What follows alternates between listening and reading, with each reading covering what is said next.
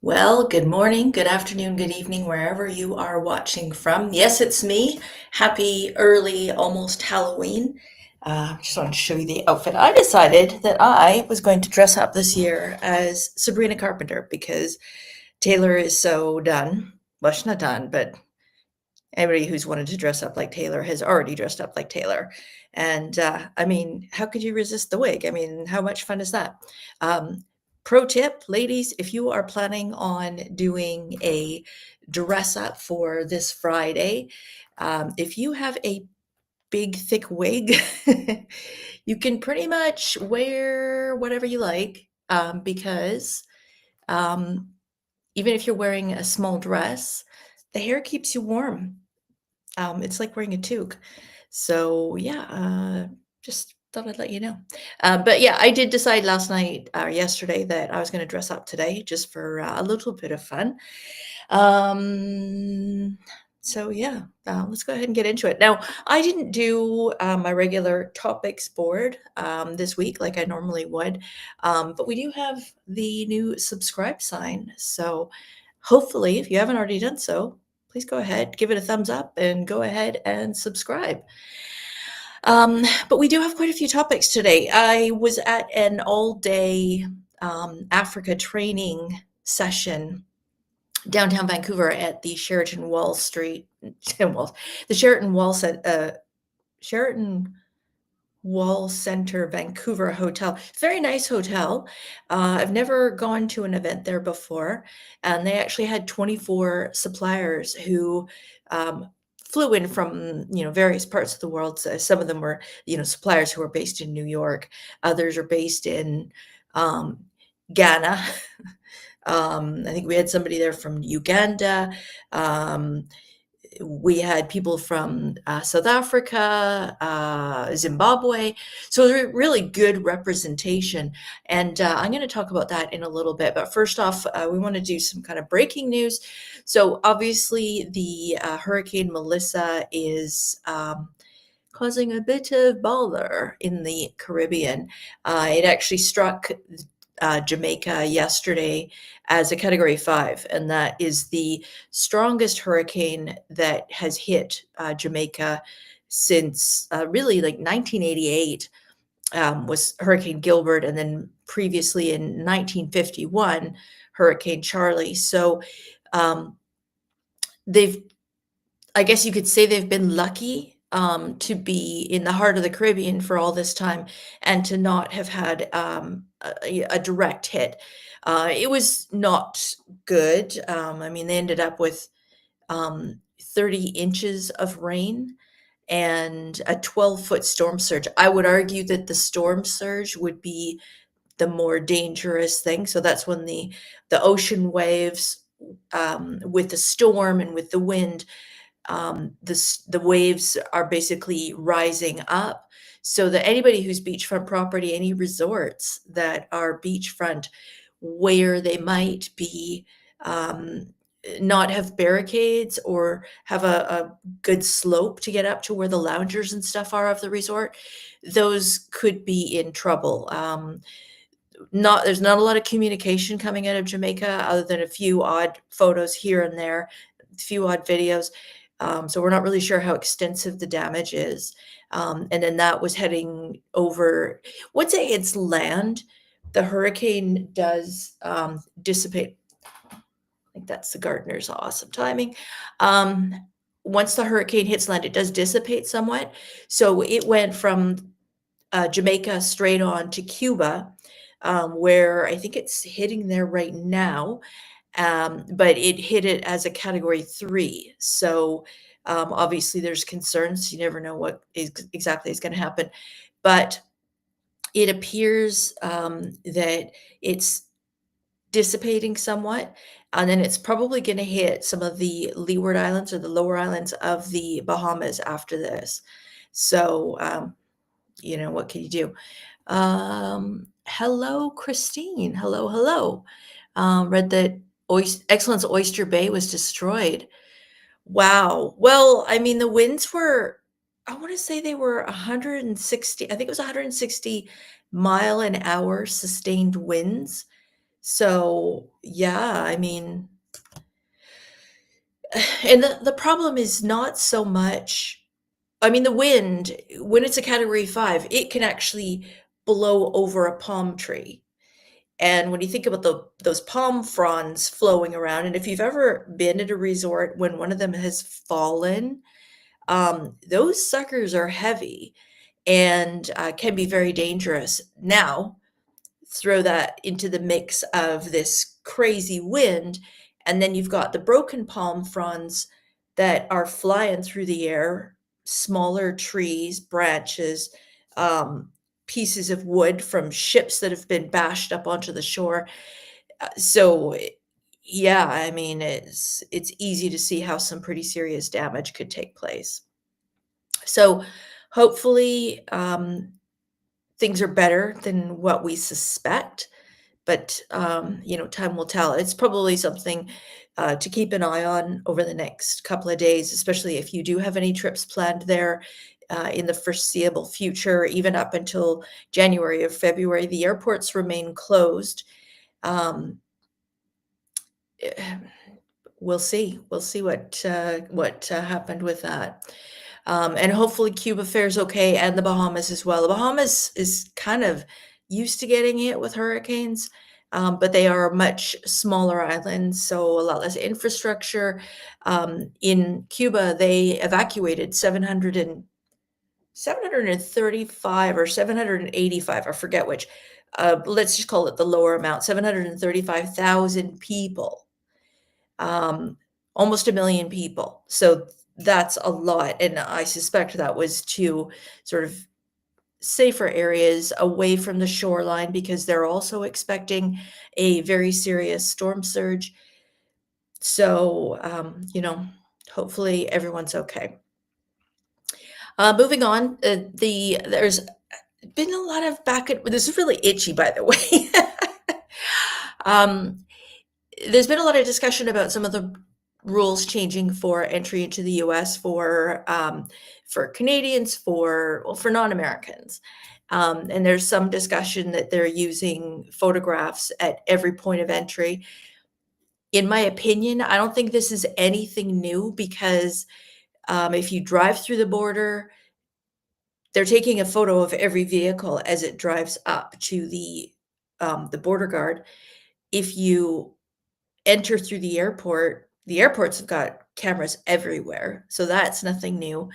And if you have Nexus or any of those other front of the line pass kind of memberships where there's an expedited line to get through customs and security, then you've probably already had, retina scan, fingerprinting, all of that stuff done.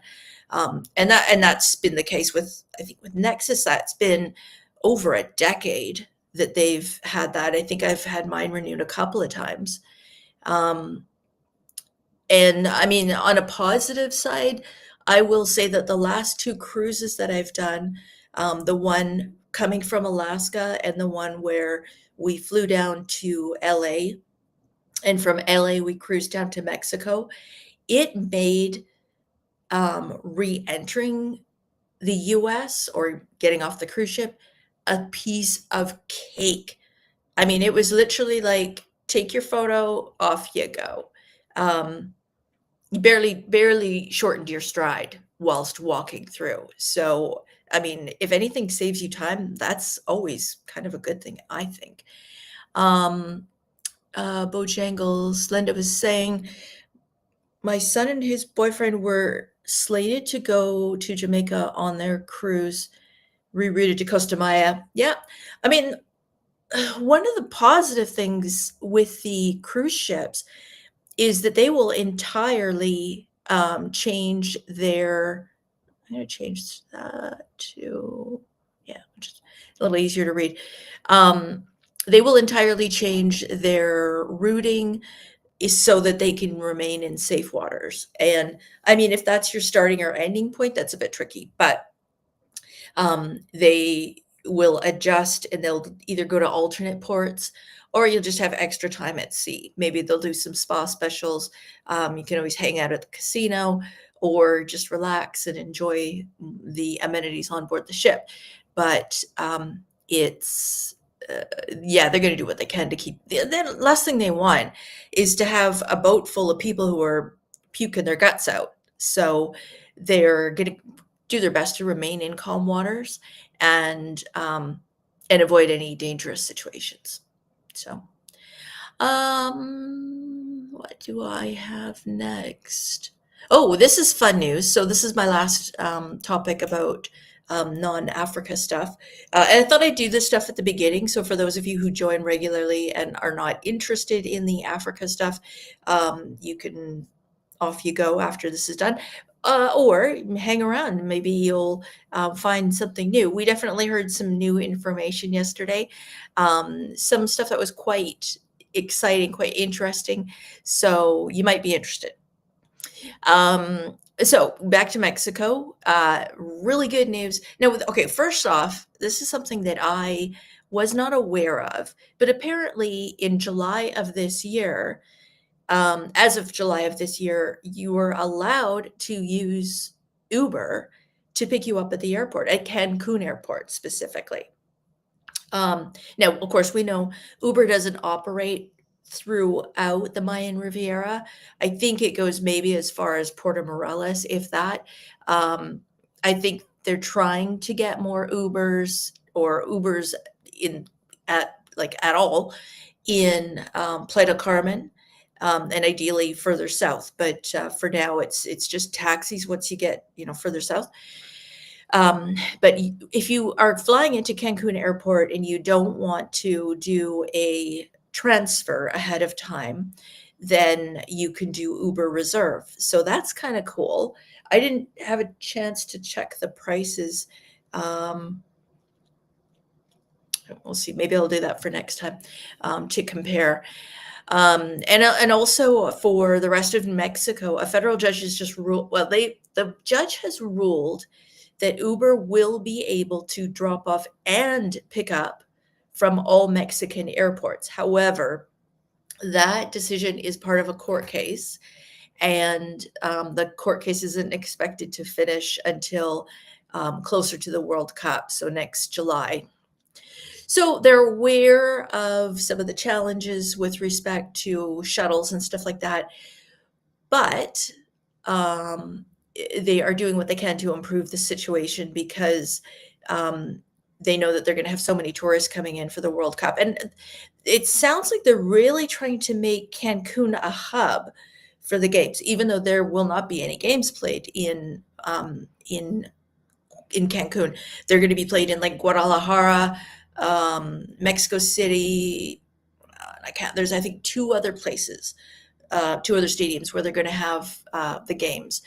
But they're trying to make Cancun a hub for this. Like Cancun certainly has all the hotel space, which in July isn't going to be at full capacity. So that's a positive. And also it's an easy hub flight-wise. So for gateways from Europe, for gateways from Africa, and they're still going through the process of qualification to see who's going to be actually attending or competing in the World Cup. But it's interesting that they're trying to make Cancun a major center for it. So we'll see. So that should bring a lot of improvements. Again, paying the visit tax, which is mandatory, that is going to help with any of these infrastructure developments that they're doing, and make things easier for us. So come next fall, if you are heading to Cancun for a vacation, you should find it to be a much smoother experience. And I mean, we've all heard of some of the pretty serious delays for luggage and getting through customs and immigration, or immigration and then customs, because you go through immigration first, get your passport stamped, go get your bag, and then you scan that and do they used to do the red light, green light thing. So I'm sure they'll be working to improve that as well, because you can't have tens of thousands, if not hundreds of thousands of additional guests coming in and flying into Cancun and having it be epic wait times. Good afternoon, John. Thanks for joining in. Yeah, you guys changed last weekend. We change next weekend. So it will be back to the same where it'll be 6 o'clock for you and 10 o'clock for us here in Canada. And for those of you who don't do the time change, I'm jealous. And you have to work out the time yourself. So we are unfortunately moving back to daylight, no, Pacific Standard Time. But geez, hopefully this will be the last time that we move back to Standard Time. Hopefully in the spring we change back to daylight savings time, and we stick with it. That's my hope. And I could go on a rant about that, but oops. Or as the lady yesterday like to keep saying when she was asked a question, she'd answer it. She's an Irish lady. She was really had a lot of charisma and very informative. She would say, well, what are the things you can do in Africa? And to that she would say, well, how long is a piece of string? Never heard that expression before. John, being over in England, I don't know if you have or not, but I thought that was an interesting one. No,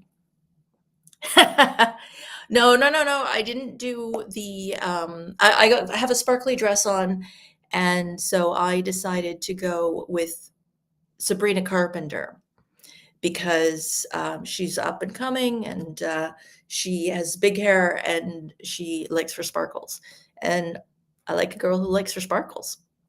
So I was going to do a pirate outfit, and I ordered it from Amazon, and it was worth every penny of the $19 I spent on that 5-piece outfit.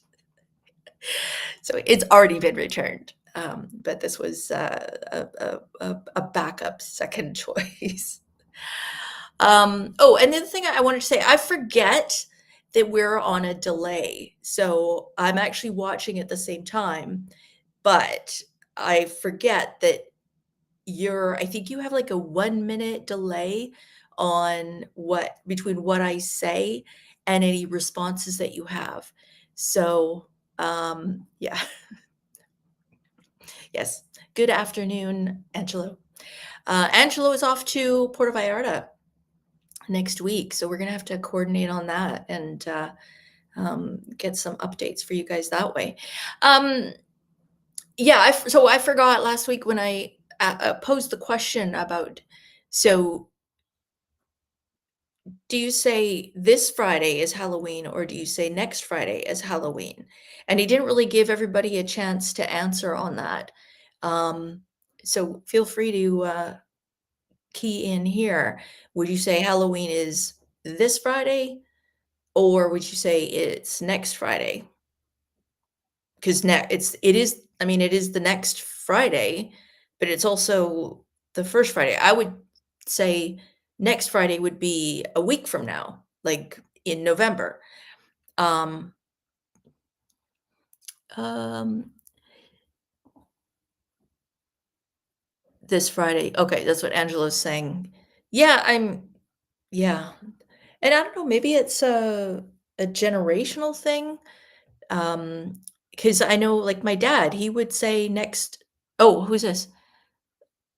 Oh, Christine is saying this Friday. Is that your first comment? No, that's not your first comment. No. So I think it's it's a North American thing, but my dad was born and raised in North America, so I'm not really sure.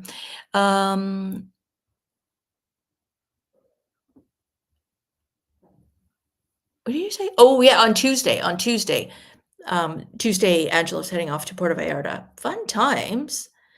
Um, Angelo says next Friday implies not the one ahead of you, but the following. Yeah, see, that's the way I would view it. Bojangles, she says, I say this coming Friday. Yeah, that's actually a really good way to clarify. Um, John, I'm sure being English, you would say, this Friday would I don't know, do you say this Friday or do you say next Friday? And then if you were talking about the next Friday in which is in November, which is like November the 7th, would you say I think I'm gonna guess you would say Friday week, referring to November I think that's the 7th. Where's my calendar? November 7th, yes. Um, yeah. What does Dean say? Dean, my husband, is English, and he would say this Friday, and then he would also say for November 7th, he would say Friday week. And after 30 years of being together, some of his colloquialisms, some of his phrases have rubbed off on me. So, like, I even say garage now instead of garage. And I don't even think about it except for if I'm talking to my parents. It's like, ugh, I get, like, tongue twisted about it, trying to speak North American again. Um, the chat is showing everyone's username and not their real name for some reason. Yeah, I don't know what's going on there. For me, it's yeah, it is showing yeah, I don't know what's going on. It's not I haven't changed any settings, so I don't know why, yeah, very bizarre. Oh, no, but pretty close. I was 20 how old was I? 22. So that's showing my age, and so I think that's right. Mathematically, yeah, 30 years. So, yeah, anyways, I digress. So, wow, dragged y'all off on a different tangent that way. See, there you go, and I got a y'all in. Um, I don't know. I can't help it. Like if I'm around a bunch of Americans, I start picking up the twang. If I'm around Africans, I'm speaking slightly differently. If I'm around Brits, I'm speaking slightly differently. So, Jamaica, mix me want a pate. And I'm not trying to do any cultural appropriation. Just, I like the accents. I don't do them well, but I like them. It's been doing that for a week on all live streams with other channels too. Well, yeah. So YouTube probably changed something, and that's why it's changed. I kind of like it when it shows people's real names, but then I also know sometimes people have usernames because they don't want their real names to show. So that's a tough one. Especially when we're talking about travel stuff, and sometimes you don't necessarily want people to know if you're going away on vacation. So I apologize, Angelo, because I've pretty much told everybody, everybody who watches this or joins in to chat. Yeah, YouTube screwed something up. Could well be. But yeah, you don't necessarily want to advertise if you're going to be away from your home, unless of course you've got somebody checking your place out or staying at your place. Then what's the difference between that and you being at home? Not really anything. Okay, on to Africa. So what was interesting is having all these different suppliers there, and it was a presentation by a supplier that we have called Go Away. I believe that they also service the US market. I'm not sure if they do the UK or not, but they're basically a consolidator. So they would go to a lot of the smaller companies like this was our brochure. So we had people from Africa and like all those different suppliers were in attendance. So it was quite a few different companies. And all of these companies are companies that Go Away uses. So we were able to find out sort of how they contribute back to the local economy, how they help out everything locally. So it was really interesting. Um, yeah, Yeah, so if you need us to mow the grass while you're gone, just let us know where the lawnmower is. Yeah. John is saying, yes, one of the standard sayings, Ireland and the UK. Yeah, so Friday week. Um, Louise and Tammy, I know it will be you both. I don't know if Tammy is watching today. I know she's been super busy with bookings, and um, I also sometimes she gets busy, and like me, she kind of gets caught up in that and forgets what day it is. So I'm not sure if she's watching today. Um, but and as well, I haven't seen any comments from Louise. So hi, if Louise, you and Tammy are watching, and if you're not, maybe you watch on the replay, and if not, maybe we'll see you next Wednesday. So when they were talking about Africa, they were talking, of course, about seeing the Big Five, and for reference, that looks like that. So Big Five, we have and this was a question that I put on YouTube, my YouTube community post today. So I'm basically giving you the answer if you haven't already answered it. So if you want to have a moment of getting 100%, if you didn't already know, these are the Big Five. So they are considered the lion, the leopard, the elephant, rhinoceros, and the Cape buffalo. In the question, I put in some curveballs. Like I said, what did I say? What did I say? I had one, with the giraffe, and I had one with a leopard. Oh, and a hippo. So hippo and giraffe, those were the two curveballs. But in fact, they are not considered part of the Big Five. Um, oh, yes, right. Yeah, Louise is at Secrets Royal Beach this week. So hopefully her weather isn't too bad.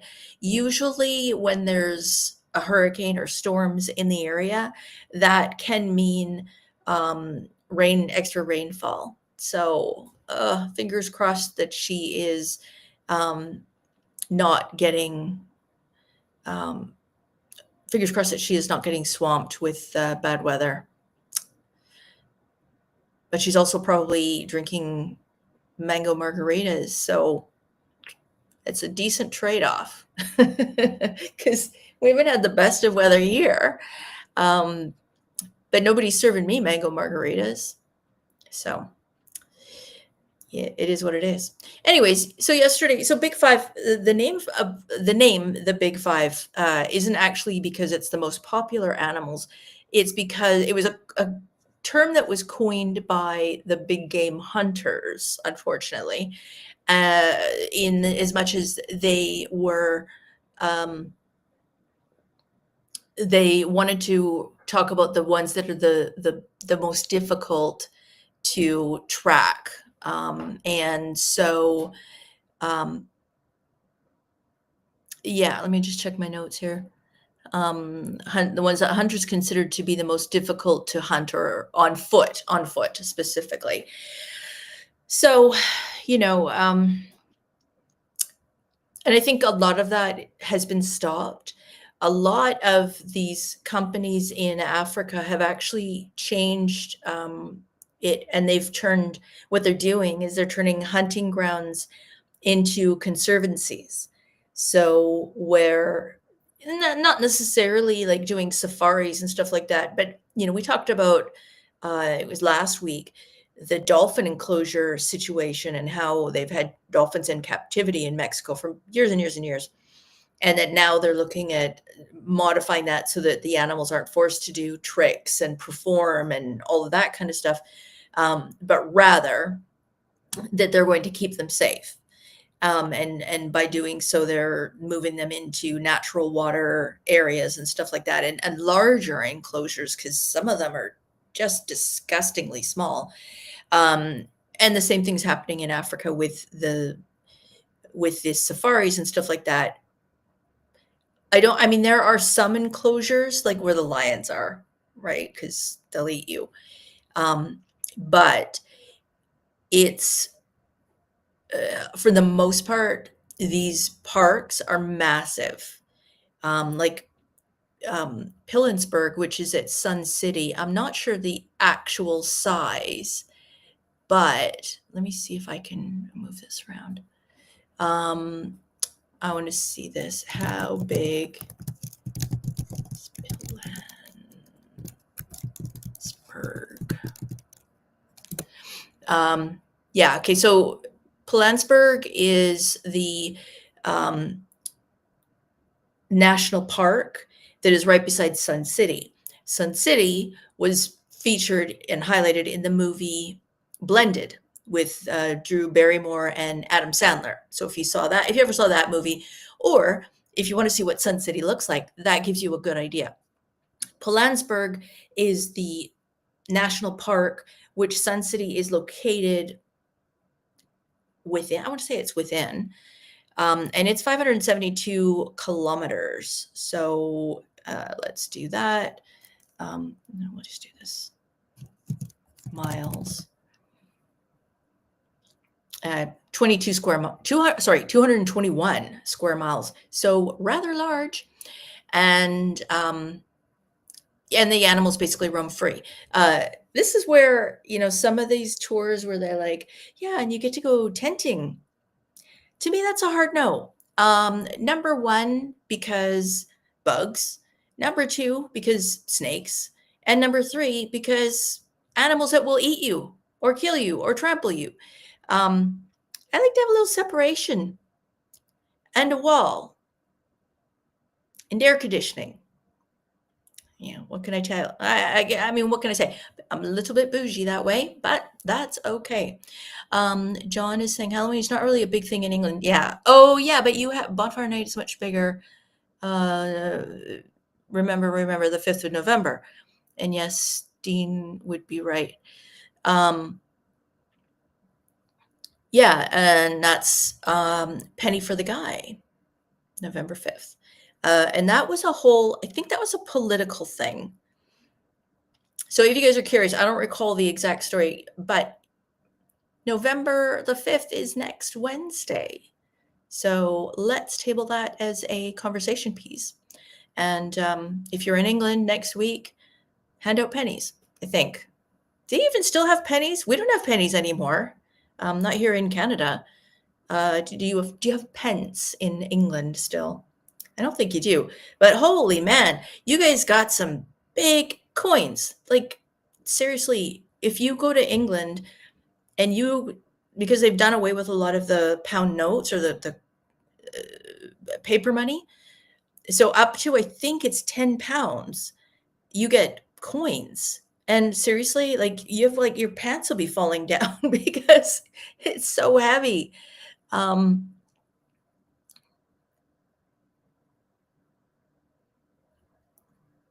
That's what I was wondering. I was going to ask you about that.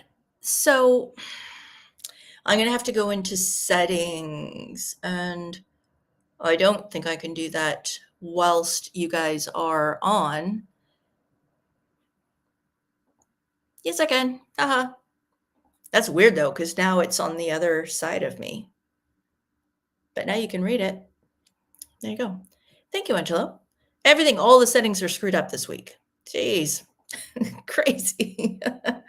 All right. Well, thank you. Got that one fixed. Anyways, where were we? 5th of November, we did that. And it's in my StreamYard settings. I'm actually not using StreamYard anymore because they're too expensive. I'm using Restream. So yeah, there you go. So that shows you what the delay is. That comment just came up, and so it's about a 30-second delay that you guys get, which doesn't mean I can go in and edit. If I start cussing, then I can't give you any warning. And that is entirely possible at times. Anyway, so back to the big five. So they were talking about the Big Five, which I had heard of before. You know, if you're going to go on a safari, you want to see the Big Five. And for the most part, you can. Included in none of these are gorillas. And gorillas aren't really, I mean, you'll see vervet monkeys especially in Sun City and stuff like that. You're not really going to see gorillas. And in order to do a gorilla thing, you have to go on a, a tracker tour. And I'm just looking for my notes on this. And those aren't, you need to get a permit in order to do this. And, oh, no, it's on this page. Where's my notes? Where's my notes? Okay, so then some of them started in Uganda. At this one particular park, it started at $800. That's American. Was that American? No, that was converted to Canadian to get the permit to do the gorilla tracking. And here's the thing. So you're going to walk into the jungle, and it's a 6-hour tour. You're going to walk into the jungle with your guide for about 5 hours, give or take. You're going to find the gorilla, and then you're going to follow them for about an hour. And then you're going to leave. At least that was my understanding. I mean, maybe you go for 2 hours, you track the gorilla for an hour, and then you walk back, which is 3 hours. It wasn't like a significantly long tour, but I mean, how long do you want to be watching a gorilla? And some of them, Rwanda, the permit for doing a gorilla tracking is like $1,500. So this isn't cheap. And you will see if you look at different safari options that some of them charge crazy amounts. Other places you will see they're very reasonable. I mean, you can even stay at Sun City for like $300 a night, which quite honestly is cheaper than staying in Vancouver. And I'm not talking like the Four Seasons. Well, the Four Seasons is closed for many years. I'm not talking like Sutton Place or the Fairmont. I'm talking like Holiday Inn is $300. So the prices are getting a bit stupid. But anyways, I digress again. So the Big Five is what a lot of people would be asking to see if they were going to go on a safari. But have you ever heard, and this is a prequel to or preview of tomorrow's post, they kept talking about the ugly five and the small five, which, I mean, I've been to Africa probably 4 times, I want to say. And I've had 2 sister-in-laws who live there. One of them is no longer with us, unfortunately. But they lived there at least 30 years. So I would have thought this would have come up as a phrase, an expression. But nope. But yeah, so apparently, I have a photo of the ugly five. The ugly five are, here you go. So from the top left, we have, which one's that? Oh, yeah. Top left is the warthog. Bottom left is the marabou stork. In the middle, we have the wildebeest, as they would say. The manky-looking dog on the top right is a hyena. And on the bottom right, my right, which I guess is that your left? No, I'm looking at the same camera as you. So on your bottom right is the a vulture. And yeah, it's quite interesting. I'm going to get rid of this photo. So this is a problem. Absolutely no idea what question that is an answer to, but that's okay. That is okay.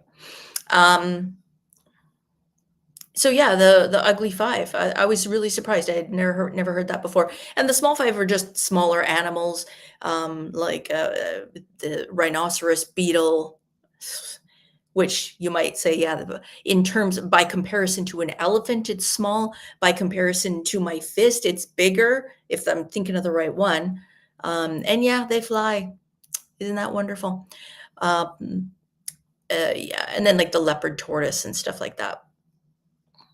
So yeah, it's interesting. There's some different things to see, that's for sure. And so when they were doing these talks and showcasing these different safaris that you could do, like I said, there's some that you can do for a very inexpensive amount of money. So, John, I'm picking you because it's a lot easier for you to get to Johannesburg in South Africa than it is for me, because I got to fly to London first, or I could fly to New York, but that's still a really long journey because of the different. Oh, yes, you still have pennies, and the largest coin is £2. I thought there was a £5 coin. I really thought that there was. Maybe it was just a short-term circulation thing. I don't know. But anyways, yeah, thanks for letting me. So you still have Guy Fawkes Day, and you still do penny for the guy. um, yeah, but anyways, we'll talk about that next week. So I'll do a little more research on that one.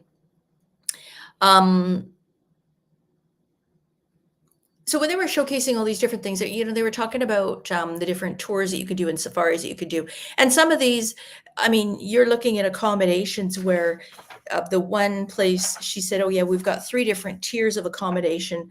The first one started at $750 Canadian per person and up. This is a per night price for staying in this resort camp lodge. And it often included some of the safari game drives. And then the second tier was $1,500 per person, if I recall correctly. And the third one, I don't even know why I wrote it down, but the third tier was $3,500 and up, obviously, from there per person, per night. That said, it can still be inexpensive. Like, for example, I use the example, John, if you were to fly down to Johannesburg, which you could on, well, there's a few different airlines, but from London, you could do it British Airways or South African Airways. And that goes to direct nonstop to Johannesburg. You can take a tour that goes to Sun City. And they do a shuttle that goes to Sun City, which is about an hour and a half north of Johannesburg. And then that's where you're in Pilanesberg National Park. I don't think I have a photo of it in here. No, I don't. Within Pilanesberg National Park, there are 4 different, or in Sun City, there are 4 different hotel sections that you can stay at. You could stay at the Palace, which, again, referring back to the movie Blended, if you watch that, that's where Adam Sandler gets stiffed with having to book the top suites. And yes, those are a little bit pricey. However, there's more reasonable accommodation. There's places you can stay for around 300 Canadian per room per night. So it can be very cost effective. And you can also do safaris or guided drives. So they take you out in an open air, sort of like a Jeep, but more like a truck. And they usually seat less, I think about 12 or less people. And for a 3-hour game drive, it's about it was $70 Canadian. So really reasonable. If you don't want to spend $750 per person per night, you can stay in nice accommodation and go and do the game drive. You're not driving yourself. You've got somebody driving you. You have somebody that knows where to go. You have the guys on the radio who are speaking to each other, and they're saying, okay, there's a leopard over here, so then you drive off that way, or the group of elephants has moved over here, so you can drive around and see them. We did this 10 years ago, and it was really, really interesting. We were driving along, and there was a whole bunch of elephants that went past. We had to drive through the middle of a bunch of giraffes that were busy eating the leaves on the trees around us. So it's really, really interesting. The thing you should know is, if you're going to do one of these safaris, if you go in the morning, you go in the morning or you go in the afternoon, and the idea is to see them going to the watering holes. So they're basically a lot of the area is dry, and they're looking for the water, and that's also where they're going to be eating for those that are carnivores, because they know that the other animals are going to be also looking for the water. So basically, that's where their supper is. And so the morning drives can start as early as like 5 a.m., which is a bit too early for me. They also do hot air balloon rides. So again, these would be early morning or like more towards sunset, because that's when the animals are going to the watering holes. And I regret that we didn't do the hot air balloon ride over the animals, over the delta, when we were there last time. But if we go back, then I definitely want to do it, because I think it would be very interesting, and also to see being up in a balloon, you have a much better vista of the horizon. One of the things that they didn't talk about in the presentations yesterday, and the ones that did videos for us, very few of them highlighted the absolute stunningly beautiful sunsets that they have there.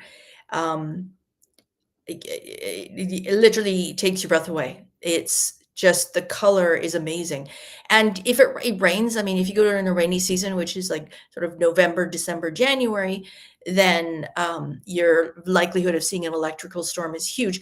Then you want to be somewhere inside and somewhere that's got a view, because the lightning storms are incredible. Like the lightning, it's I guess you'd call it sheet lightning, going across the sky, and it just lights up everything, and very amazing.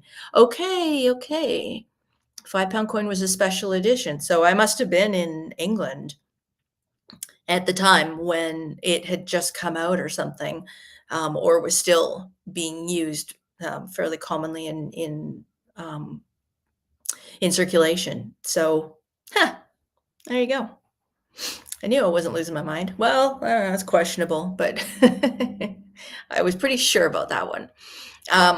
So, for me, when I talk about vacations, a big part of it for me, Christine, I think you too, Angelo, I think you too, um, is the whole food and beverage aspect of it. So it's not just what you see, it's not just what you can do, it's also what you can taste, the different tastes and flavors of and just unique foods that you can have. And so things like, um, Burvis, which is a very specific South African sausage. They don't do it in links, they do it in a big coil, and, it's got, sort of different kinds of spices, and they barbecue it. They would call that, they don't have a barbecue outside, they have a braai. And it's just a whole cultural thing, which I guess because I've always gone and stayed with family, um, to me, that was a part that I thought was kind of missed on some of these tours. So if I was to put together a tour for any of you, those are things that I would want to say to the supplier, like, this is a pretty important thing. Um, Also, talked about the sunsets, talked about the brides. Stellenbosch. So if you go down to Cape Town, Stellenbosch is the wine region. You might say, Christine, the wine from South Africa usually doesn't taste great. And after my first trip to Africa, when we drove down to Cape Town from Namibia, and we toured the wine region, and the wines were remarkable, very, very, very good. And then for a few years after that, we would go to some of the local shows here in Vancouver, and there would often be representation from a South African winery, and I'd say, like, what's the deal? Like, your wines taste amazing in Africa, and here they taste like, well, not good. And you kind of want to say this delicately, because you don't want to, they're coming, they're your visitor, or they're our visitor, is a Canadian. You don't want to be offensive, but at the same time, it's like, what's the deal? you know? And actually, one of the suppliers was very honest and just kind of laughed and said, "Yeah, it's the tannins." So as the ships are transporting the wine across, the bottles get shaken up and it releases tannins into the wine, and that's what has that bitter or acrid taste to it.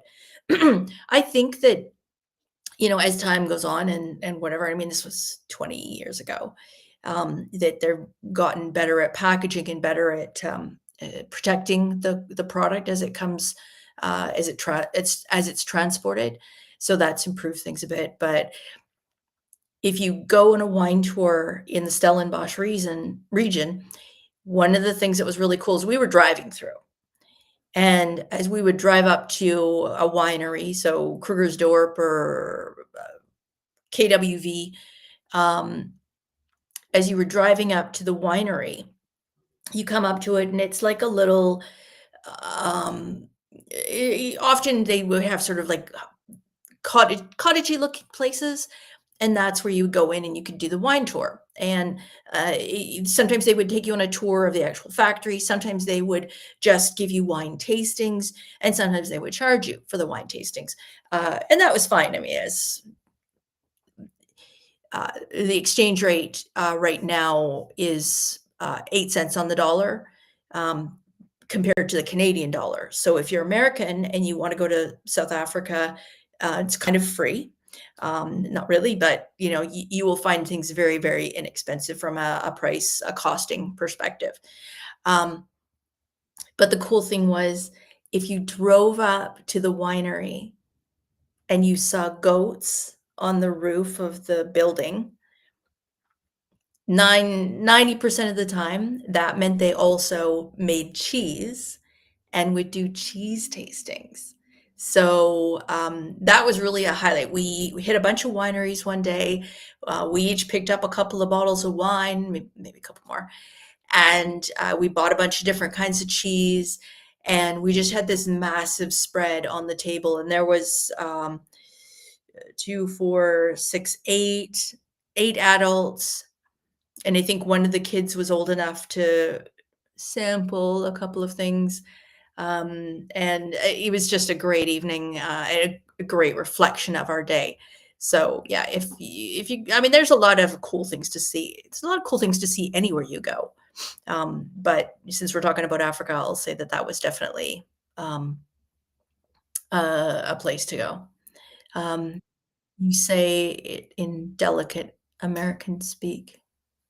Oh, again, it's tough because sometimes I think, well, I'll instead of constantly saying something and then cutting myself off to show the comments, I push through so that so I'm speaking consistently for you as you're watching, but then you comment and I'm like, I don't know what that means. So, and then we do the 30-second gap as you type to explain what you meant. Thank you, John, for doing that. And Angela, you had to do that a couple of times as well. So good times. Anyway, so long story short, a lot of great things to see in Africa. The one thing that was really interesting, one of the best speakers that we had, actually, she went last, and she was talking about Victoria Falls, which is on the edge of the Zambezi River, Zimbabwe, and Zambia.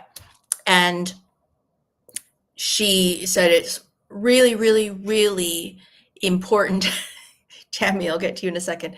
She said it's really, really important to do any tours if you're going to Victoria Falls. Vic Falls is what the locals call it. You want to do Vic Falls last. And the reason is because if you're doing these safaris, if you're planning on doing safaris and stuff and seeing a bunch of game drives is what they call them. If you want to go and see elephants and lions and giraffes and everything, then you are going to do those probably a couple of tours during the day. And again, if you're starting at 5 a.m. every day, for some people, that's great. That's normal for them to get up at that time. That is not anywhere close to what time I normally get up. So I would find that to be rather exhausting to be, especially if you go to Victoria Falls, it's more of an experiential thing where you're going to see the falls, which is, I've been to Niagara Falls, and yes, it was majestic and everything, but I think it was kind of built up in my mind, and when I actually saw it, it wasn't quite as wowish as I expected it to be. And I think a lot of it has to do with the perspective of what angle you're seeing it at. If you're seeing it from the bottom, it's probably pretty majestic. If you're looking at it from above where the water is dropping off, maybe a little bit less so. Anyways, so part of the whole thing is, if you're going to Victoria Falls, you want to see, you guessed it, the falls. So that's more of a sit and viewing experience, maybe going on some of the rivers. But if you want to do the safari stuff, it's very active. So you don't necessarily want to arrive in Africa and do the relax thing and then be like, go, go, go, go, go, go, go, doing all these safaris at the end of your trip. And then it's time to fly home, and then you got to go to work the next day because you're just going to be knackered, exhausted.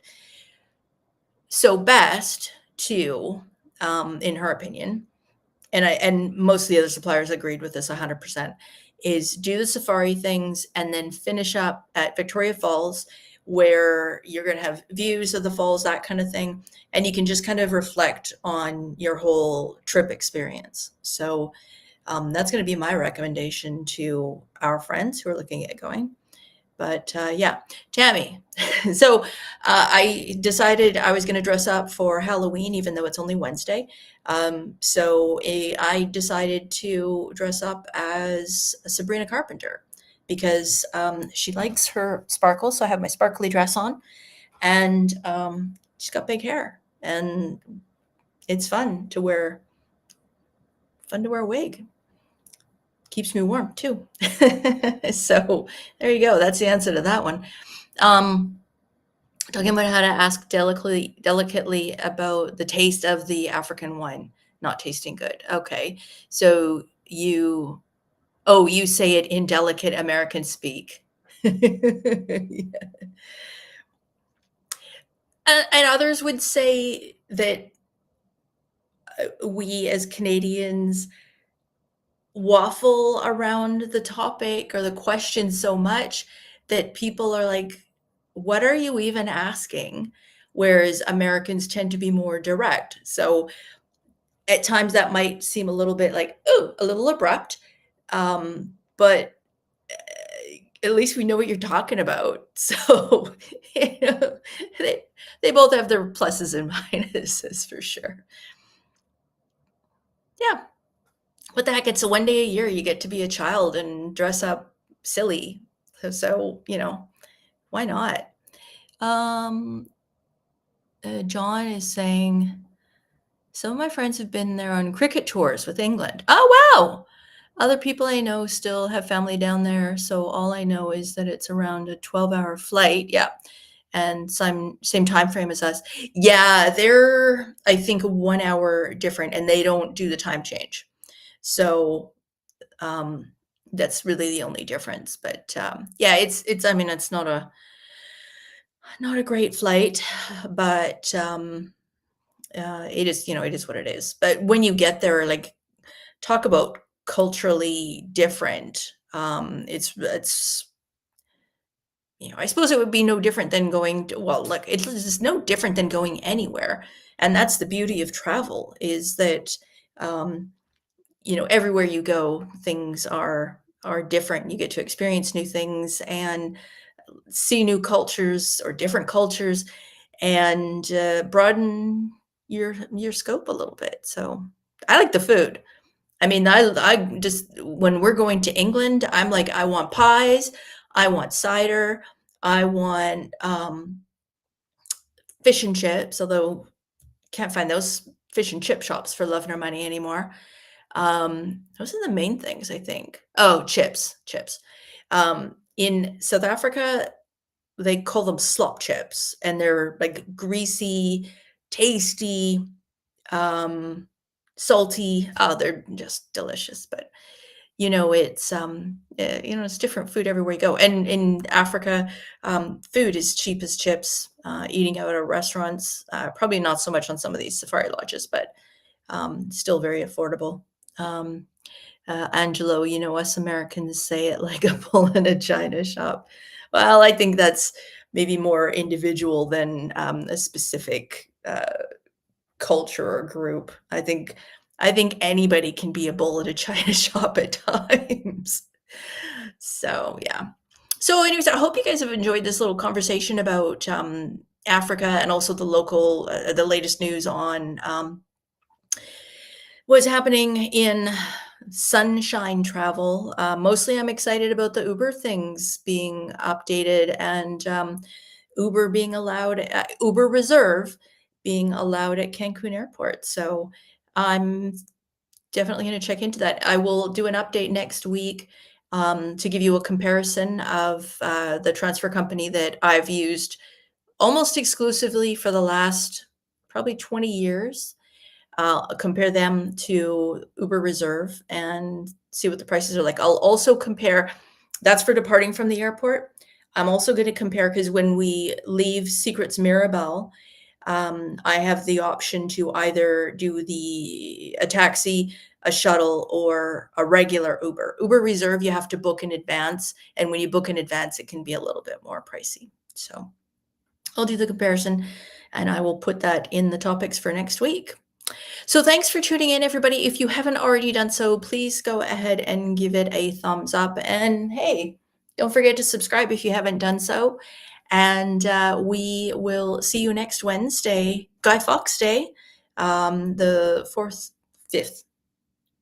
5th of November. So looking forward to seeing you then.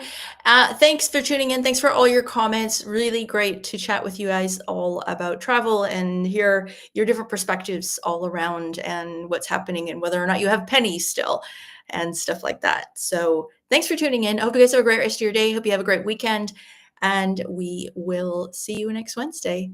So before I go, thanks for watching.